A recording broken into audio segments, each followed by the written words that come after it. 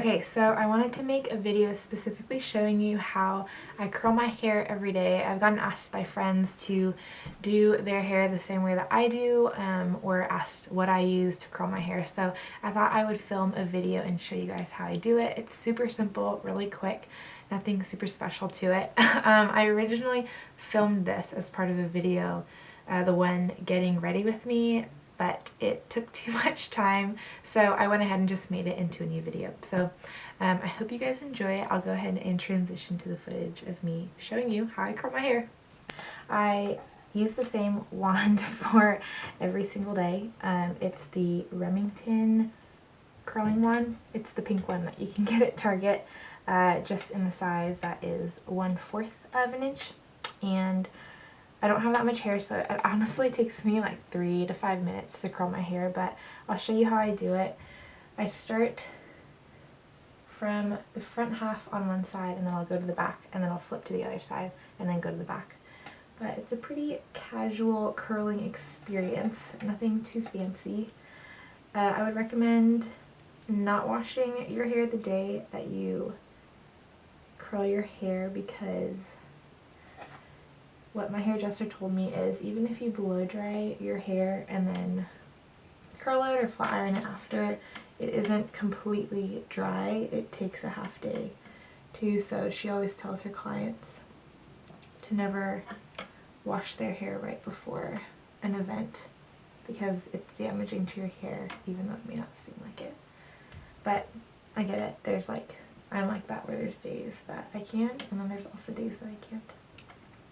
What I'm doing is I'm just grabbing small sections of hair and wrapping it around the wand and then holding it for a few seconds, and then after just pulling it down. One thing I learned from this blogger who used to be a hair stylist, Bethany Menzel, she's amazing, look her up if you haven't already, but she always encourages to leave the last inch or two of your hair uncurled, because it creates a more natural look. And then I always just pull it down after I curl it so it's not so boingy. And I'll go ahead and flip to the other side. Before I curled my hair, I put in the It's a Miracle 10, or It's a 10 Miracle, whatever that blue bottled product is called, that serves a various amount of purposes with your hair, but one of them is heat protectant. So I always spray it in right before I blow dry my hair, and then also right before I use any sort of flat iron or curling iron. I don't really flat iron my hair though, because it's already so straight and thin that I don't think it would be the most flattering. One thing I would recommend as you're blow drying it is to flip your head upside down and blow dry it that way, because it creates more volume. I know I need it with my hair because I don't have much of it, and when it dries really flat to my head. So I don't really like the way that it looks. So if I get a chance to blow dry it, or I have time during the day, I'll flip my head upside down and then blow dry it most of the time that way.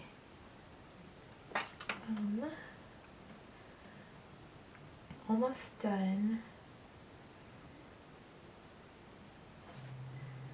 Oh, one thing I didn't say too is, like, it helps to catch your hair right after you curl it, to hold it for a little bit. I don't know if I've been doing that. I think I have, but that's the hope.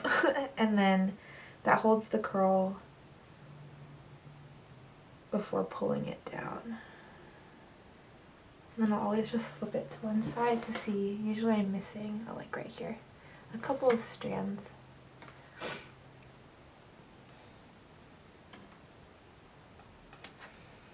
And then I'll just pull and comb out, and then if there's any parts that I just want to recurl, I will. The heat that I set it to is 392, 410, which is the highest that it can go. I think it's too hot and it curls your hair a little too fast, like you don't have as much control. and then 375 takes a little bit too long. So I've found that 392 is the perfect temperature. Flip to the other side. When I curl it, I'm always curling away from my face, so I'm not really doing anything that's going this way, but it's always going that way. I think that wraps it up. Turn my curling iron off, which is important, and then I'll just take a brush and to help align it more. And you'll notice the waves are not, they're like curly waves, and they're all of different heights and sizes in terms of curl, which I know some people may not like, but I really like that. I think it creates a more natural look. And then I honestly will just leave it at that. I like to just flip my hair like that a little bit, because with my hair being so flat and thin, it creates a little bit more definition and volume to my hair. And then that usually works for the entire day. So I'll just curl it and then leave it to be, and if I want to keep the curls in for the next day or even the day after, I will braid my hair, and that usually does the job. If you have ever noticed, I put a Bible passage at the bottom of the description of every video, and the reason I do that is because those are verses from the Bible that have really been encouraging and supporting the specific season or week or day that I'm in. So I thought I would just share today's verse on camera with you guys, because maybe it makes it a little bit more personal. I started Year of Biblical Literacy, meaning you follow this reading plan that goes through the Bible, the entire Bible, in 1 year. And the very first day it started in Psalm 1. A friend challenged me in that specific passage that very same week, just of how to consider it as we're walking through this year. And the part that I sort of zoomed in, or that really stuck out to me, was the second verse. But his delight is in the law of the Lord, and on his law he meditates. In translation to the original text, language of the text, it means to like chew and digest. So he chews and digests day and night, and from that he's like a tree planted by streams of water, which yields its fruit in season.